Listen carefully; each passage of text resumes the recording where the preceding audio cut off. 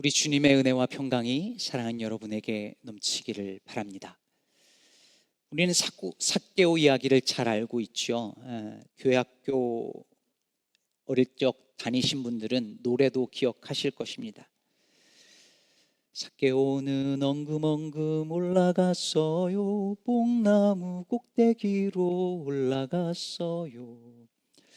이것도 세대 차이가 나는지 조금 젊은 분들한테 얘기했더니 모른다고 하더라고요. 교회 학교 다녔는데. 재밌게 불렀던 노래인데 사실 이 찬송은 틀린 게 많습니다. 사실 삭개오가 올라간 건 뽕나무가 아니죠. 돌무화과 나무입니다. 그래서 개역개정 번역에는 돌무화과 나무라고 바꿔 놓았습니다. 근데 뽕나무 해야 좀 재미가 있는데 재미가 덜해진 것 같아요. 근데 이 돌무화과 나무는요, 옆으로 가지가 자랍니다. 크게 해서 옆으로 가지가 낮게 자라기 때문에 돌무화과 나무는 굳이 꼭대기까지 올라갈 필요가 없고 쉽게 올라갈 수 있는 나무입니다. 그런데 누가복음의 저자는 왜 삭개오가 나무 위로 올라간 그 배경에 대해서 이야기를 하면서 콕 집어서 삭개오가 키가 작았다는 걸 굳이 언급했을까요? 예수님을 보기 위해서 갔는데 사람이 많아서 볼 수 없었다는 건 꼭 키가 작지 않아도 잘 안 보이는데 뭘 굳이 그렇게 언급했을까요? 키 크신 분들은 잘 모르지만 키 작은 분들은 이게 되게 예민하거든요. 저는 천국 가서 삭개오를 만나보고 싶어요. 진짜 작은지. 진짜 작은 게 아니라면 얼마나 억울하겠어요. 기독교 역사 2000년 넘는 동안 키 작은 삭개오 그렇게 붙어버렸잖아요. 별명이. 나 그렇게 작지 않아. 보통 키 작은 사람들이 늘 변명하고 항변하는데 그러지 않았을까 싶어요. 3절을 보실까요? 그가 예수께서 어떠한 사람인가 하여 보고자 하되 키가 작고 사람이 많아 할 수 없었답니다. 여기서 키가 작다라고 할 때 작다로 번역된 이 헬라어 단어는 미크로스라고 하는데요. 이 단어는 키가 작다라고 할 때 쓰이는 단어이기도 하지만 여러 가지 다른 의미로도 쓰입니다. 공간적으로도요, 조금, 짧은 이럴 때도 미크로스가 쓰여요.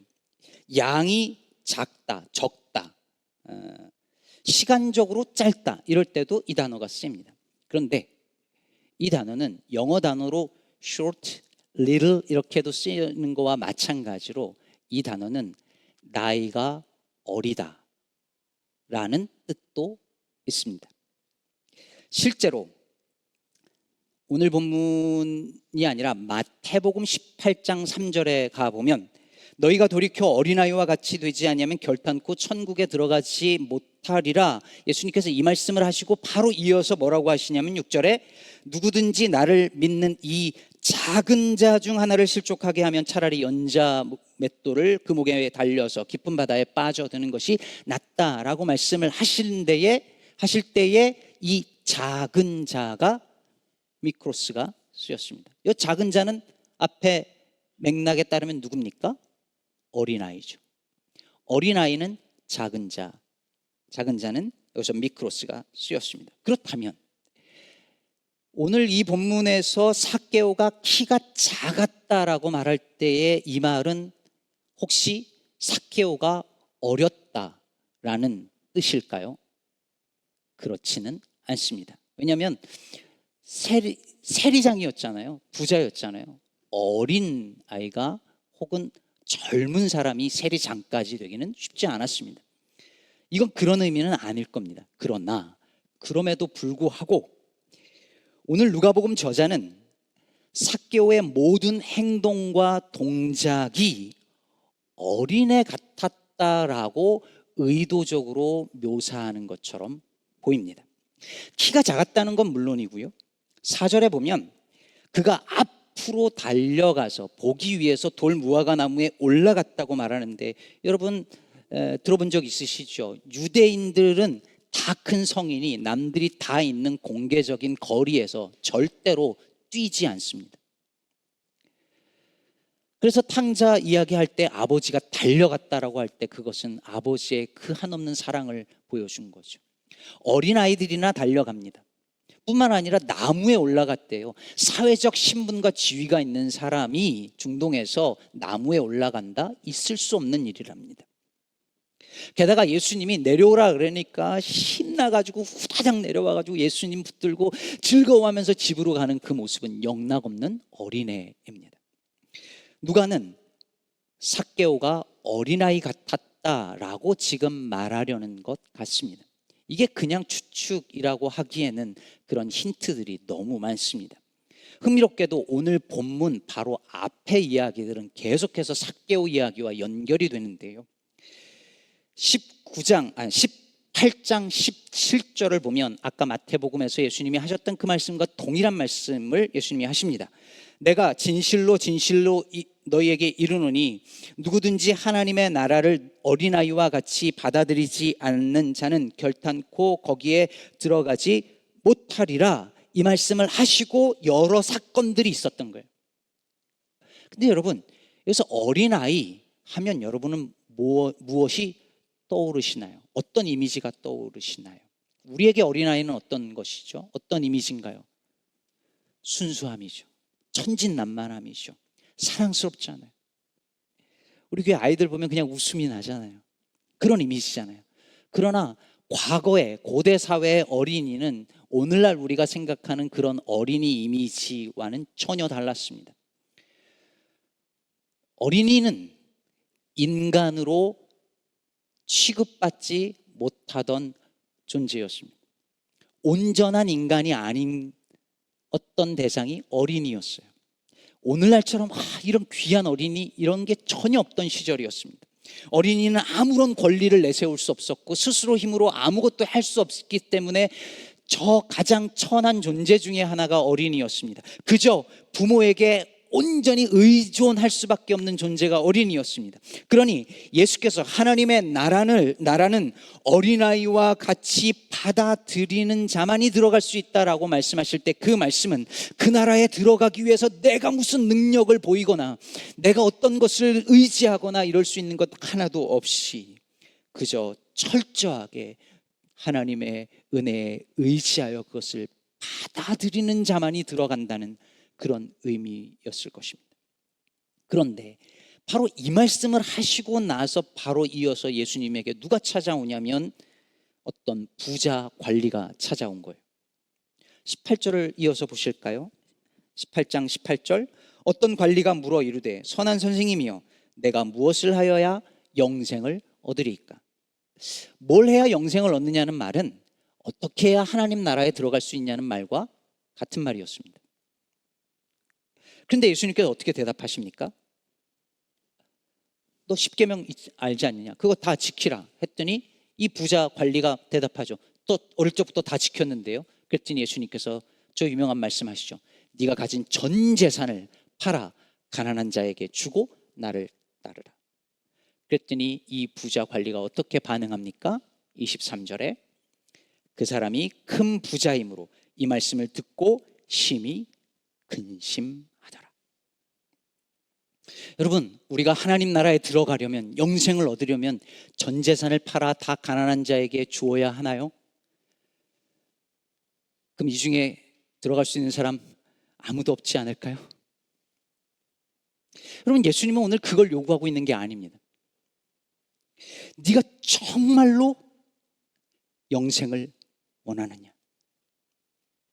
정말 하나님 나라에 들어가기를 진실로 원하느냐? 네가 가진 전 재산의 그 가치보다 하나님 나라의 가치를 정말로 소중하게 여겨서 네가 이 모든 걸 포기하고서라도 그 나라에 들어가기를 정말로 원하느냐? 너는 배고픈 아이가 정말로 엄마의 젖 외에는 아무것도 바라지 않고 그것만을 바라면서 울고 있는 그 마음의 상태로 하나님 나라에 들어가기를 진실로 원하느냐? 묻고 계십니다. 하지만 부자는 자기가 그걸 원한다고 생각했지만 예수께서 그 말씀을 하시는 순간에 그렇지 않다는 것이 증명되었습니다. 왜 그렇습니까? 재물이 많았으니까요. 의지하고 붙들 수 있는 게 많았으니까요. 그는 영생을 원하긴 했지만 내가 가진 재산을 포기하면서까지 그걸 갖고 싶진 않았습니다. 몰랐죠. 근데 예수님께서 그걸 명령하시는 순간에 드러난 거예요. 하나님 나라 가고 싶죠. 천국 가고 싶죠. 그러나 진짜로 가고 싶었는지는 내 이 모든 걸 다 포기하고 따르라고 했을 때 못함으로 말미암아 자기가 정말 원하는 것이 무엇인지가 드러났습니다. 그는 재물도 원하고 영생도 원했습니다. 이 땅에서도 잘 먹고 잘 살고 천국도 들어가고 싶었습니다. 그는 하나님 나라를 원했지만 그렇게까지 절실하지는 않았던 것입니다. 월터 브루그만 교수가 쓴 안식일은 저항이다라는 책에 보면 이 저자가 어릴 적 교회를 다녔는데 교회에는 항상 예배 시간에 앞쪽에 앉는 부부가 계셨답니다. 이 부부는 자파상을 하는 부부였는데 늘 예배 시간에 앞에 와서 잘 앉아 계신 거예요. 근데 이분이 설교가 끝나기 5분 전쯤만 되면 꼭 이 두 부부가 벌떡 일어나가지고 바깥으로 나가는 거예요. 그럼 설교 5분 전이면 클라이막스거든요. 근데 5분쯤만 되면 끝날 때 이제 5분 남았는데 그러면 일어나서 뚜벅뚜벅 그 긴 통로를 걸어 나가더라는 겁니다. 매번 예배를 다 방해하는데 아랑곳 없이. 왜 그랬는지 아십니까? 근처 동네에 다른 루터란 교회 예배가 이 교회 예배보다 항상 30분 일찍 끝난대요. 아직 이해 못하셨죠? 30분 일찍 끝나는 그 교회 교인들 나오는 시간에 맞춰 가서 장사를 해야 되는 거예요. 물건을 팔아야 되는 거예요.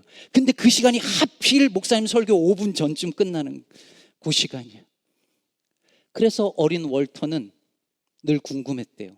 저 부부는 맨날 설교 시간에 시계를 보고 있지 않았을까? 가야 되는데 언제 끝나나? 근데 여러분, 월터 브루그만이 말하는 것처럼 구약시대 유대인들에게도 이런 사람들이 있었습니다. 아모스서 8장 5절에서 유대인들이 이렇게 말합니다. 월삭이 언제 지나서 우리가 곡식을 팔며 안식이 언제 지나서 우리가 밀을 내게 할꼬. 이거 빨리 예배가 끝나야지 얼른 가서 장사하는데 이거 오늘따라 왜 이렇게 설교가 긴 거야 이거. 빨리 끝나가서 가게 열어야 되는데 장사해야 되는데 비즈니스 해야 되는데 약속이 있는데 손님이 올 텐데 돈 벌어야 되는데 애들 캠프가 있는데 언제 끝나나 시계 보고 있는 거예요. 예수님은 이런 마음으로는 하나님 나라에 들어갈 수 없다고 말씀하십니다. 두 마음으로는 하나님 나라에 못 들어간다고. 이것도 갖고 싶고 저것도 갖고 싶고 그래서 이것도 포기 못하고 저것도 포기 못하는 그 마음으로는 하나님의 나라에 들어갈 수 없다 하십니다. 하나님의 나라는 어린이가 부모만을 온전히 의지하며 구하는 그 마음으로만이 들어갈 수 있다 하십니다. 부자 관리는 못한 것입니다. 그렇다면 삭개오는 어땠을까요? 오늘 보면 2절을 보세요. 삭개오라 이름하는 자가 있으니 세리장이요 또한 뭐라고요? 부자라. 여러분 왜 부자라는 걸 강조했겠습니까? 조금 전에 있었던 그 부자와 비교하고 대조하는 것이죠. 부자는 다 하나님 나라 못 들어가나요? 그랬을 때 누가복음 저자는 그럼 우리 삭개오를 봅시다 라고 초청하는 거예요. 삭개오는 세리였습니다. 세리는 로마 시대에 세금을 걷어들이는 그 역할을 맡은 유대인들이 주로 했습니다. 근데 세금을 얼마를 걷어야 되는지는 세리만 알았어요. 그러니 어떻게 했겠습니까? 과한 세금을 받고 나머지는 자기가 갖는 거예요. 그러니 세리는 돈을 벌 수밖에 없었는데 삭개오는 세리 중에 세리장이었어요. 그러니 당연히 부자가 될 수밖에 없었겠죠. 선한 방법으로 정당한 방법으로 벌었을까요? 아니요. 삭개오는 틀림없이 그 당시 세리들이 그랬던 것처럼 불의한 방법으로 착복하며 돈을 벌었을 것입니다. 그러니 사람들의 미움을 살 수밖에 없죠. 증오의 대상이죠. 여러분, 성경에 나오는, 특히 누가복음에 나오는 죄인들은 대부분 다 힘이 없고 가난하고 병든 사람들이었잖아요. 그런데 세리는 달랐습니다. 죄인인데 부자였어요.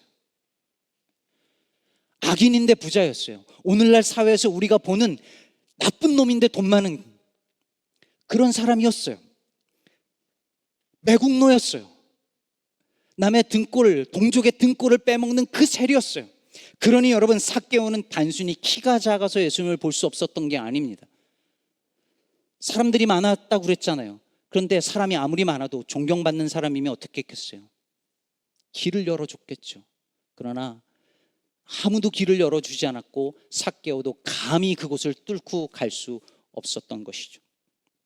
그래서 앞으로 달려가서 예수님 오시는 그 동선을 따라 미리 가서 돌무화과나무, 돌무화과나무는 언제나 마을 중앙에 있지 않고 길가에 마을 어귀에 있었습니다. 거기까지 달려가서 거길 올라가서 예수님을 보는 겁니다. 여러분, 삭개오가 왜 이렇게까지 했을까요? 예수님을 보고 싶었다는 게 그냥 호기심 정도라면 좀 과한 행동 아닐까요? 여러분, 오늘 이 삭개오 이야기 속에는 보다라는 단어가 반복적으로 쓰입니다. 3절에 어떤 사람인가 보고자 하되, 4절에 보기 위하여, 5절에 쳐다보시고, 7절에 무사람이 보고, 8절에 보시옵소서. 보다 반복적으로 쓰입니다. 왜 그랬을까요? 여러분, 오늘 예수님께서 삭개오를 만나기 직전에 만난 사람이 있었습니다. 여리고 어귀에 다 왔을 때 만난 그 사람, 시각장애인. 그 사람이 예수님을 향하여 다윗의 자손 예수여 나를 불쌍히 여기소서라고 외칠 때 사람들이 꾸짖어서 잠잠하라고 합니다. 근데 계속 외치죠. 마치 어린아이가 엄마를 찾는 것처럼 울부짖어요. 그런데 마치 어른이 아이를 혼내키듯이 조용히 시킵니다. 그런데 계속 부르짖을 때에 예수께서 묻습니다. 내가 너한테 무엇을 해주기를 원하느냐? 그때 그가 답합니다. 주여, 보기를 원하나이다. 주여, 보기를 원하나이다. 그렇다면 여러분, 오늘 이 시각장애인이 간절하게 보기를 원한다는 그 이야기 다음에 삭개오가 예수를 보기 원했고 돌무화과 나무 위에 올라가서 예수를 보기를 원했다는 이 말이 이어진다면 그건 뭘 보여주겠습니까? 단순히 호기심이 아니라, 삭개오의 그 행동이 단순한 궁금함이 아니라, 그 시각장애인이 가졌던 바로 그 절실함으로 정말 예수를 보고 싶었다라는 것을 증명하는 것이죠. 정말 간절하게, 그 부자 관리에게는 없었던 그 간절함으로, 그 절실함으로 삭개오는 예수 보기를 원했던 것입니다. 세리로 살면서 사람들로부터 수없이 당했던 그 손가락질과 증오 그리고 배제를 경험하며 살면서 그 안에 말로 표현 못할 외로움과 삶에 대한 회의와 그리고 새로운 삶에 대한 간절한 소원이 있었을 것이라는 것이 이 삭개오의 행동 속에 암시되어져 있습니다. 그걸 아신 예수님께서 삭개오를 부르십니다. 5절에 보면 삭개오야 속히 내려오라, 내가 오늘 내 집에 유하여야 하겠다. 삭개오가 너무 기뻐서 급히 내려와서 예수님을 자기 집으로 모십니다. 이걸 보고 사람들이 수군거리죠. 저가 죄인의 집에 유하러 들어갔다. 수군댑니다. 지난주에 99마리 양 얘기하면서 바리새인들과 서기관들이 보여줬던 그 태도, 수군거림이 다시 등장합니다. 그런데 그 수군거림을 뒤로 하고 삭개오가 예수님께 놀라운 고백을 하는 거예요. 19장 8절, 삭개오가 서서 주께 여짜오되 주여 보시옵소서, 내 소유의 절반을 가난한 자들에게 주겠사오며 만일 누구의 것을 속여 빼앗은 일이 있으면 내 갑절이나 갚겠나이다. 삭개오에게 예수님이 찾아온 사건은 그야말로 구원이었습니다.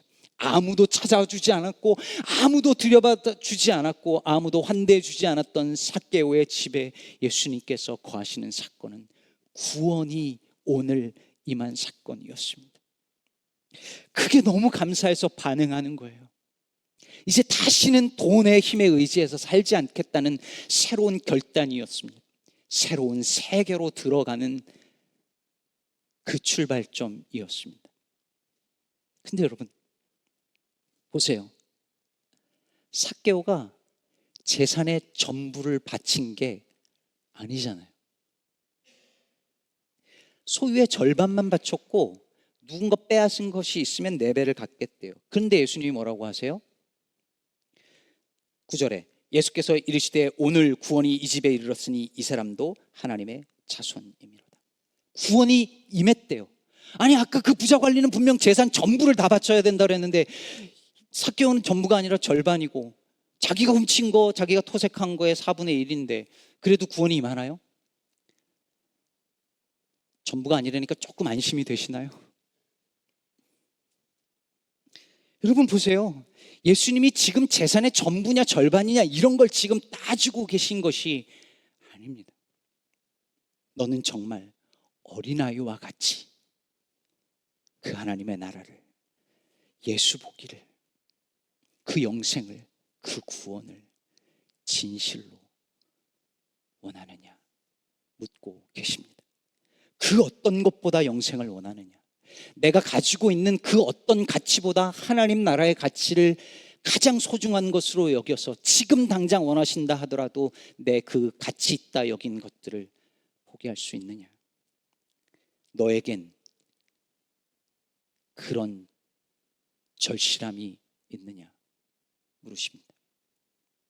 미국의 동화작가 트리나 폴러스가 쓴 꽃들에게 희망을 이라는 책을 들어보셨을 것입니다. 줄무늬 애벌레가 알에서 깨어나서 삶의 의미를 찾아서 어디론가 떠납니다. 떠나는데 모든 애벌레가 가는 길을 따라서 같이 가요. 같이 가는데 애벌레들이 다 어느 기둥, 하늘까지 닿은 것 같은 기둥 위로 애벌레들이 다 올라갑니다. 저 하늘 꼭대기에, 기둥 끝에 꼭대기에 뭔가가 있을 거라는 그것을 믿고 희망을 가지고 막 올라가요. 어떤 애벌레는 떨어져 죽기도 하지만 이 줄무늬 애벌레도 모든 애벌레들이 다 가는 그 길을 따라서 저기 올라간 뭔가 있을 것이라고 기대하고 올라갑니다. 그러다 정상에 거의 다가왔을 때 맨 꼭대기에 먼저 도착한 다른 애벌레들의 대화가 들려옵니다. 야, 꼭대기에 아무것도 없네. 그랬더니 다른 애벌레가 데리고 갑니다. 야, 이 바보야, 조용히 해. 저 밑에서 듣잖아. 저들이 올라오고 싶어 하는 곳에 우리는 와 있는 거야. 여기가 바로 거기야. 조용히 해. 아무것도 없다고 말하지 마. 그냥 동화라고 하기엔 섬뜩할 만큼 우리 사회의 모습, 우리 현대인들의 모습을 적나라하게 보여줍니다. 사람들은 다 저 위에 뭔가 행복한 뭔가가 있을 것이라고 생각하고 믿고 오르고 또 오르고 또 오릅니다. 이미 올라간 사람들은 다 알아요. 아무것도 없다는 거. 거기 우리가 찾는 행복은 없다는 거 알지만 말하지 않아요. 왜? 내가 여기까지 어떻게 왔는데. 조용히 해. 말하지 마. 올라가면서 어쩌면 느꼈을 수도 있어요. 이 거의 다 온 이 애벌레도 알았죠. 그 소리를 들었죠. 부자 관리도 그랬을 것이고 삭개오도 그랬을 것입니다. 그래서 어떻게 하면 진짜를 얻을 수 있을 것인가, 어떻게 하면 영생을 얻을 것인가, 구원을 얻을 것인가, 하나님의 나라는 어떻게 들어가는가 궁금해서 예수님을 찾아왔습니다. 그런데 하나님 나라에 들어가는 길을 알려줘도 못 들어갑니다. 왜요? 포기 못하는 거예요. 내가 이걸 어떻게 얻었는데 이걸 포기하고 난 못 가. 근심하며 돌아갑니다. 꼭대기에 아무것도 없다는 걸 알아도 우리는 다 그렇게 오르고 또 올라가려고 애를 씁니다. 그런데 예수께서 이렇게 말씀하십니다. 삭개오야, 속히 내려오라. 저는 오늘 본문에서 삭개오가 나무 위에 올라가고 예수님이 내려오라고 하고 그리고 내려왔다는, 이 올라갔다 내려왔다는 이 단어들이 누가복음에 쓰였기 때문에 이게 예사로 보이지 않습니다. 왜냐하면 누가복음에는 올라감과 내려감, 높아짐과 낮아짐, 이 단어들이 계속 반복되기 때문입니다. 실제로 누가복음의 주제라고 할 수 있는 누가복음 1장에 나오는 마리아 창가에, 즉 1장 52절에서 이렇게 말합니다. 권세 있는 자를 그 위에서 내리치셨으며 비천한 자를 높이셨고, 이것이 누가복음 전체의 주제이기도 합니다. 하나님 나라의 질서는 높은 자를 낮추고 낮은 자를 높인다라고 하는 이 업사이드 다운의 이 리버스의 질서를 보여줍니다. 그런데 여러분, 오늘 본문 바로 앞에 18장 10절에 보면 바리새인과 세리가 성전에 올라갔다라고 말합니다. 그런데 이 이야기가 어떻게 끝나는지 아십니까? 14절에 이렇게 말합니다. 내가 너희에게 이르노니 이에 저 바리새인이 아니고 이 사람이 의롭다 하심을 받고 그의 집으로 내려갔느니라. 그리고 이어서 무릇 자기를 높이는 자는 낮아지고 자기를 낮추는 자는 높아지리라 하십니다. 이게 다가 아닙니다. 예수님은 지금 예루살렘에서 여리고로 지리상 내려가고 있었습니다. 여리고는 내려가야 만납니다. 그 자리에서 삭개오를 만나셨습니다. 그러므로 오늘 이 삭개오 이야기는 오르고 또 오르려고 길을 쓰고 살아가는 인생들에게 속히 내려오라고 말씀하십니다.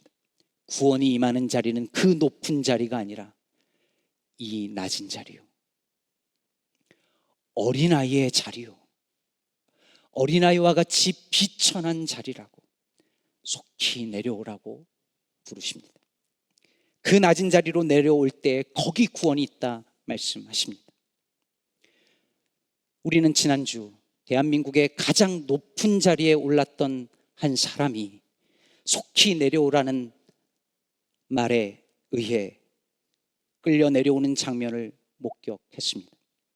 권력은 그런 것입니다. 부는 그런 것입니다. 높아지고자 하면 낮아질 것이고 스스로 자신의 것을 내려놓고 낮아지고자 하면 높아질 것입니다. 그것이 하나님 나라의 원리입니다. 말씀 맺겠습니다. 오늘 본문 10절은 인자가 온 것은 잃어버린 자를 찾아 구원하려 함이니라 말씀하십니다. 인자가 잃어버린 자를 구원하러 오실 때 그냥 오신 것이 아니라 저 하늘 높은 곳에서 내려오셨고 이 땅에 있는 가장 낮고 천한 자들을 구원하셔서 하늘로 다시 높이고자 오신 것입니다. 예수를 믿는다는 것은 바로 그분을 믿고 그분의 삶을 따라 산 것입니다. 아까 소개한 꽃들에게 희망을 이란 책에서 노란 애벌레가 늙은 애벌레에게 묻습니다. 어떻게 하면 나비가 될 수 있나요? 늙은 애벌레가 대답합니다. 한 마리 애벌레의 상태를 기꺼이 포기할 수 있을 만큼 절실히 날기를 원할 때 가능한 일이란다. 사랑하는 여러분, 어떻게 날 수 있을까요? 어떻게 하나님 나라에 들어가며 구원과 영생을 얻을 수 있을까요? 지금까지 내가 가지고 있었던 가치 있다고 여겼던 그 모든 것을 다 기꺼이 포기할 수 있을 만큼 절실하게 그 나라를 원할 때, 그렇게 어린아이의 마음으로 하나님 나라를 구할 때 그들에게만이 그 하나님의 나라는 열릴 것입니다. 이 중에 한 사람도 빠짐없이 어린아이처럼 엄마를 찾는 그 아기의 간절함으로 하나님 나라를 찾아 마침내 그 나라에 들어가는 우리 모두가 되기를 간절히 축복합니다.